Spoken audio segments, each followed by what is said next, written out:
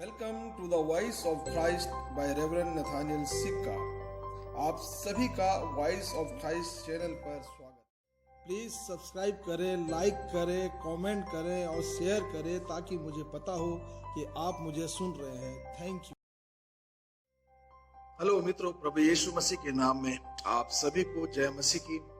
और उम्मीद करता हूं कि आप सभी अपने अपने घरों में सुरक्षित है प्रभु के अनुग्रह से। हम सब प्रभु यीशु मसीह के वचन को मानने वाले लोग हैं और धर्मशास्त्र पर हमारी पूरी निष्ठा है, लेकिन समय असमय अनेक लोगों के द्वारा बाइबल की सत्यता और प्रामाणिकता पर सवाल उठाए गए। प्रभु यीशु मसीह के वचन पर अनेक लोगों ने सवाल उठाए और कुछ लोगों ने कहा बाइबल अधूरी है, त्रुटिपूर्ण है, और कुछ लोगों ने कहा कि बाइबल अवैज्ञानिक है, यह वैज्ञानिक नहीं। तो एक प्रश्न हमारे जहन में, हमारे मन में उठता है और प्रश्न यह है कि क्या बाइबल में वो लिखी हर एक बातें सत्य है, सच्चाई से परिपूर्ण है? क्या बाइबल में जितनी बातें लिखी गई है वो सारी बातें सच्चाई से, सत्यता से परिपूर्ण है? आइए इसका उत्तर हम प्रभु के जीवित कलाम में देखें कि क्या बाइबल में वो लिखी हर एक बातें सत्य है और सच्चाई से परिपूर्ण है। जब हम भजन संहिता 138 अध्याय और उसके दूसरे पद को पढ़े तो इसमें लिखा है, क्योंकि तूने अपने वचन को अपने नाम से अधिक महान किया है। पवित्र शास्त्र के अंदर में जब भजन संहिता 138:2 पढ़ते हैं तो इसमें लिखा है, क्योंकि तूने अपने वचन को अपने नाम से अधिक महान किया है। मतलब परमेश्वर ने अपने वचन को सबसे अधिक महत्व दिया है। परमेश्वर ने अपने वचन की सच्चाई को, अपने वचन की सत्यता को, अपने वचन में दिए गए वायदे को, वाचाओं को सबसे अधिक महत्व देता है। लूका रचित सुसमाचार यदि हम 21 अध्याय और उसके 33 पद में पढ़ें तो यहाँ पर लिखा हुआ है, आकाश और पृथ्वी टल जाएंगे परंतु मेरा वचन कभी ना टलेगा। ये स्वयं प्रभु यीशु मसीह ने कहा कि आकाश टल जाएगी, पृथ्वी टल जाएगी, दुनिया की तमाम बातें टल जाएगी, लेकिन जो परमेश्वर का वचन है, प्रभु यीशु मसीह के कथन है, वो कभी टलेंगे नहीं। वो सत्यता से, वो धार्मिकता से, वो परमेश्वर की पवित्रता से परिपूर्ण वचन है। एक और वचन मैं आपके लिए पढ़ूं। वचन में लिखा है, यदि हम दूसरा तीमुथियुस उसके 3 अध्याय के 16 पद को पढ़ें तो इसमें लिखा है, संपूर्ण पवित्र शास्त्र परमेश्वर की प्रेरणा से रचा गया है और शिक्षा, ताड़ना और सुधार और धार्मिकता की शिक्षा के लिए उपयुक्त है। पवित्र शास्त्र में क्या लिखा गया है? परमेश्वर का वचन कहता है कि संपूर्ण पवित्र शास्त्र परमेश्वर की प्रेरणा से रचा गया है। मतलब कोई भी ऐसी बात नहीं है जिस पर विश्वास किया ना जा सके। बाइबल की ऐसी कोई भी बात नहीं है जिस पर आप भरोसा ना कर सके। बाइबल की हर एक बातें, बाइबल में लिखी हर एक चीज है, परमेश्वर का वचन कहता है सच्चाई और वो सत्यता से परिपूर्ण है, विश्वास योग्य है। और यदि कोई व्यक्ति इस पर संदेह करता है तो मानो वो अपने आप को स्वयं को धोखा देता है और परमेश्वर के वचन का तिरस्कार करता है, परमेश्वर के वचन का इनकार करता है। तो इस बात को हम सीखते हैं कि पवित्र शास्त्र के अंदर में जितनी बातें लिखी गई है वो परमेश्वर की प्रेरणा से लिखी गई है और उसकी किसी भी बात पर संदेह नहीं किया जा सकता। पर दूसरे प्रश्न की ओर मैं आपका ध्यान लेकर जाना चाहता हूं और वो ये है कि क्या जो बातें बाइबल में नहीं लिखी गई है वो पूर्णतः असत्य है। जैसा कि जो बातें बाइबल में लिखी गई है वो तो सच्चाई से परिपूर्ण है, उस पर किसी प्रकार का कोई संदेह नहीं है। लेकिन क्या कोई बात है या वो बात है जो पवित्र शास्त्र के अंदर में नहीं लिखी गई, वो सारी बातें असत्य है, वो सारी बातें अमान्य है, या वो सारी बातें मानने के या उसको पालन करने के योग्य नहीं। आइए इस प्रश्न का भी उत्तर हम परमेश्वर के वचन में देखते हैं। प्रश्न को ध्यान रखिए, कई बार हम इस प्रश्न पर विचार नहीं करते। हमारा विचार केवल उन प्रश्न पर रहता है, उन बातों पर रहता है जो पवित्र शास्त्र के अंदर में लिखी गई है। हम उसे सत्य मानते हैं, उसको सच्चाई से परिपूर्ण मानते हैं और इसमें कोई संदेह नहीं। लेकिन क्या कोई बात है, क्या संसार में ऐसे जो वचन के अंदर में नहीं लिखी बात है, क्या वो सारी की सारी बातें असत्य है, अयोग्य है, मानने के लायक नहीं है? पवित्र शास्त्र से इस प्रश्न का भी जब हम उत्तर देखते हैं तो परमेश्वर के वचन में लिखा है, जो मैं आपके लिए पढ़ूंगा। यूहन्ना सुसमाचार के 21 अध्याय के 25 पद में क्या लिखा है? और भी बहुत काम है जो यीशु ने किए, यदि उन्हें एक एक करके लिखी जाती तो मैं सोचता हूं कि जो पुस्तकें लिखी जाती वो संसार में भी नहीं समाती। अब यूहन्ना क्या कहता है कि बहुत से बात है, बहुत से काम है जो यीशु ने किए हैं। अगर उन कामों की चर्चा की जाती, उन बातों को लिपिबद्ध किया जाता, तो मैं सोचता हूं कि जो किताबें लिखी जाती वो संसार में भी, वो पृथ्वी में भी नहीं समाती। अर्थात कि प्यारे मित्रों, वो बहुत सी ऐसी बात है जो बाइबल में लिखी तो नहीं गई है, लेकिन वो भी उतने ही आज्ञाकारिता के योग है, उतने ही मानने के योग है जो बाइबल की बातें जो बाइबल में लिखी गई। मतलब बहुत सारी बातें हैं जो बाइबल में लिखी गई है और वो सत्य से परिपूर्ण है, उसमें कोई संदेह नहीं है। लेकिन परमेश्वर का वचन यहाँ पर कहता है कि बहुत सारी बातें हैं जो नहीं लिखी गई है, वो भी उतनी ही सच्चाई से परिपूर्ण है जो लिखी गई है। अब आइए देखते हैं कि ऐसी कौन सी बात है, या हमें कैसे पता चले कि जो बातें बाइबल में नहीं लिखी गई है वो भी उतनी ही सच्चाई से, सत्यता से परिपूर्ण है जैसा कि जो बातें बाइबल में लिखी गई है। हम कैसे जानेंगे, हम कैसे समझेंगे कि वो बात भी उतने ही महत्वपूर्ण है जो बाइबल में लिखी गई है, वो बात भी उतनी महत्वपूर्ण है जो बाइबल में नहीं लिखी गई है? पर हमें कैसे पता चलेगा, हम कैसे जानेंगे कि जो बातें बाइबल में नहीं लिखी गई है वो भी उतनी ही सच्चाई से परिपूर्ण है? पवित्र शास्त्र में हम इस वचन को जब देखते हैं तो इस बात का भी उत्तर हमें मिलता है।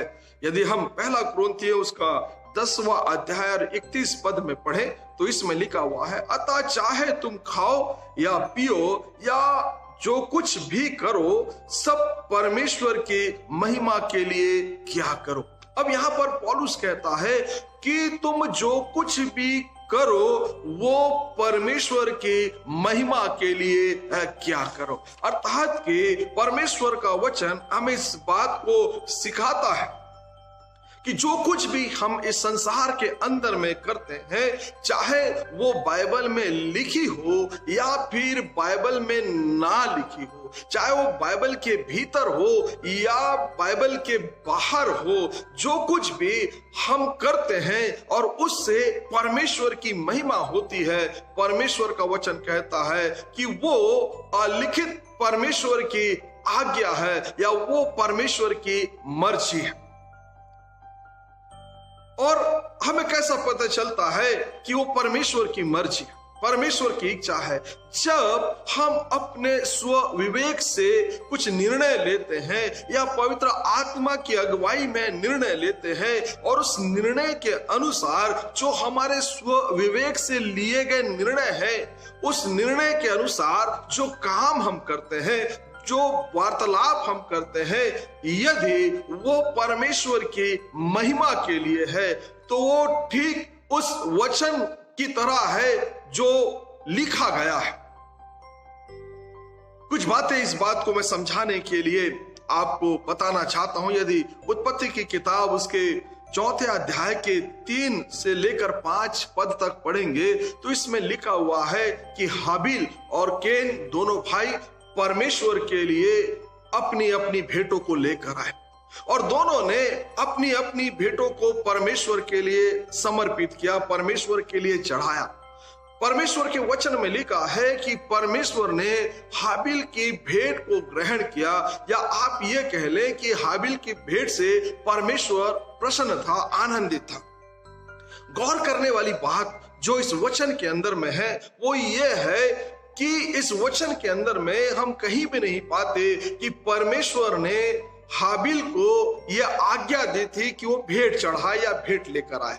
इस वचन में हम कहीं भी नहीं पढ़ते कि आदम ने या हवा ने इस बात की शिक्षा हाबिल को और केन को दी होगी कि वो परमेश्वर के लिए भेंट चढ़ाए। हो सकता है आदम और हवा ने सिखाया हो, लेकिन बाइबल में उसका जिक्र नहीं है। हो सकता है कि परमेश्वर ने उन्हें आज्ञा दी हो, लेकिन पवित्र शास्त्र में उसका जिक्र नहीं है। इसलिए हम कहते हैं कि ये हाबिल का स्व विवेक से लिया गया एक निर्णय था कि मुझे परमेश्वर के लिए अपनी भेंट देनी चाहिए, मुझे परमेश्वर के लिए कुछ उपहार देना चाहिए। और पवित्र शास्त्र में हम पढ़ते हैं कि परमेश्वर ने हाबिल की भेंट से प्रसन्न हुआ या उसकी भेंट को ग्रहण किया, क्योंकि वो परमेश्वर की महिमा के लिए था। परमेश्वर की आज्ञा हाबिल के लिए नहीं थी, माता पिता की शिक्षा हाबिल के लिए नहीं थी, लेकिन यह हाबिल का स्वयं विवेक से लिया गया एक निर्णय था जो परमेश्वर की महिमा के लिए था, और परमेश्वर ने हाबिल की भेंट को ग्रहण किया। एक और मैं उदाहरण से इस बात को आपको समझाना चाहता हूं।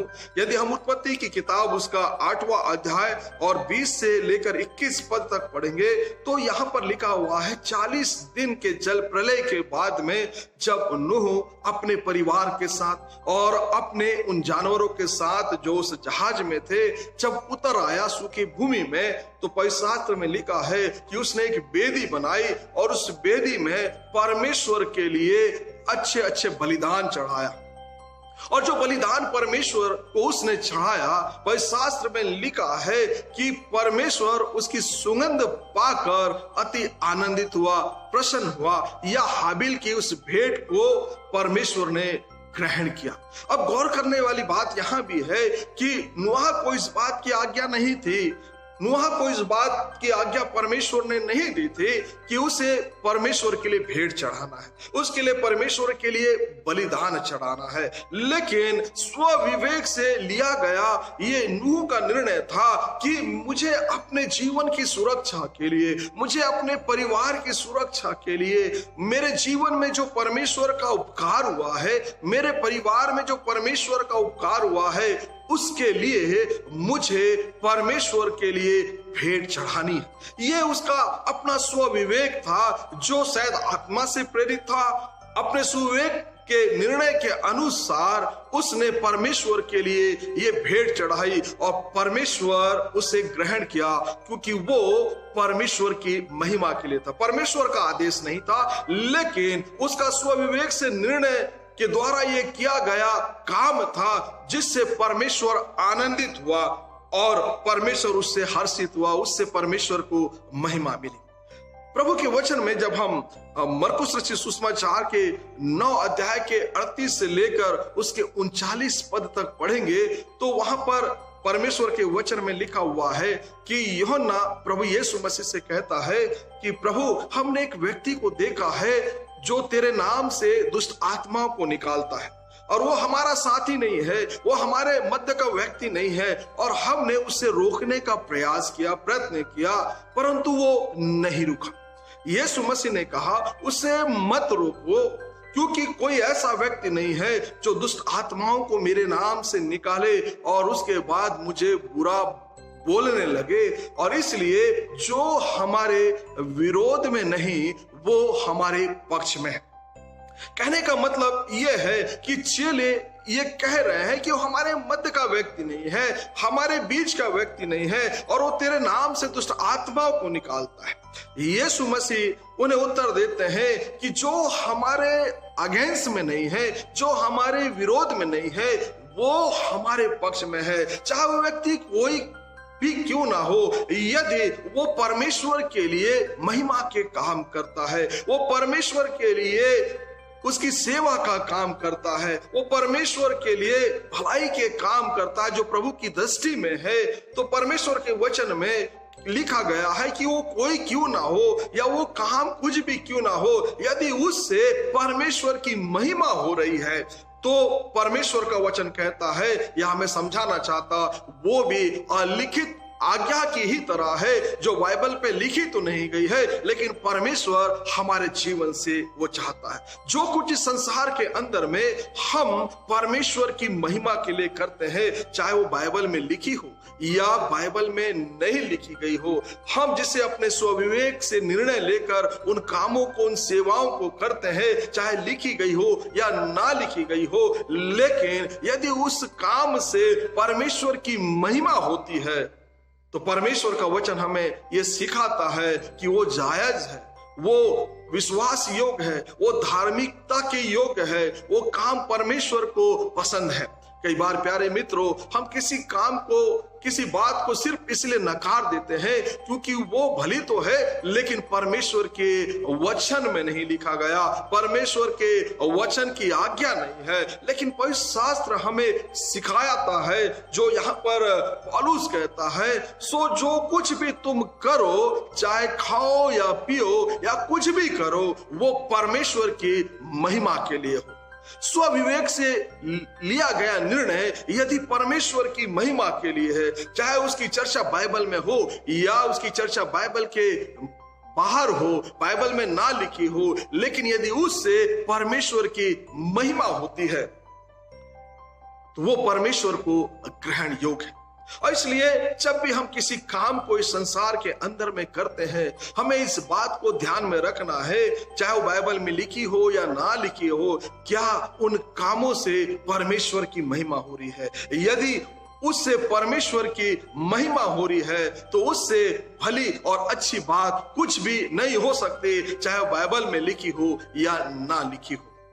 आशा करता हूं आपने इस विषय को समझा होगा और परमेश्वर आपकी सहायता करे, आपकी अगुवाई करे कि आप जो कुछ भी करें इस बात को ध्यान में रख के करें कि उससे परमेश्वर की महिमा हो। जिससे परमेश्वर की महिमा होती है, परमेश्वर उसे ग्रहण करता है, और जिसे परमेश्वर ग्रहण करता है वो एक प्रकार से परमेश्वर की अलिखित आज्ञा है, अलिखित मर्जी है। मैं पुनः यूहन्ना के उस वाक्य को दोहराना चाहता हूं जो परमेश्वर के वचन 21 और उसके 25 में लिखा है, यूहन्ना के सुसमाचार के 21-25 में। और भी बहुत से काम है जो यीशु ने किए, यदि उन्हें एक एक करके लिखी जाती तो दुनिया में नहीं समाती। जो लिखी गई है वो तो सच्चाई से परिपूर्ण है, लेकिन बहुत सारी बातें नहीं लिखी गई है, वो भी सच्चाई से परिपूर्ण है। और उस बात का आकलन हम और आप कैसे करते हैं? हम अपने स्वविवेक से जब कोई काम करते हैं और उस काम के द्वारा परमेश्वर की महिमा हो रही है, तो वो एक प्रकार से अलिखित आज्ञा है, अलिखित मर्जी है, जिसको हम इस संसार के अंदर में पूरा करते हैं। इसलिए प्यारे मित्रों, इस संसार के अंदर में जो कुछ भी करो परमेश्वर की महिमा के लिए हो, तो परमेश्वर उसे ग्रहण करता है। प्रभु इन वचनों के द्वारा आप सभी को बेशुमार आशीष प्रदान करे। आपसे निवेदन है कि जब आप इस संदेश को सुनते हैं तो जरूर सब्सक्राइब कर दे मेरे चैनल को, ताकि जो भी संदेश मैं प्रभु के वचन से प्रेरित होकर आपके मध्य में रखूं, आप उस वचन को सुन पाए और उसके आशीष को प्राप्त कर पाए। प्रभु आप सबको बड़ी आशीष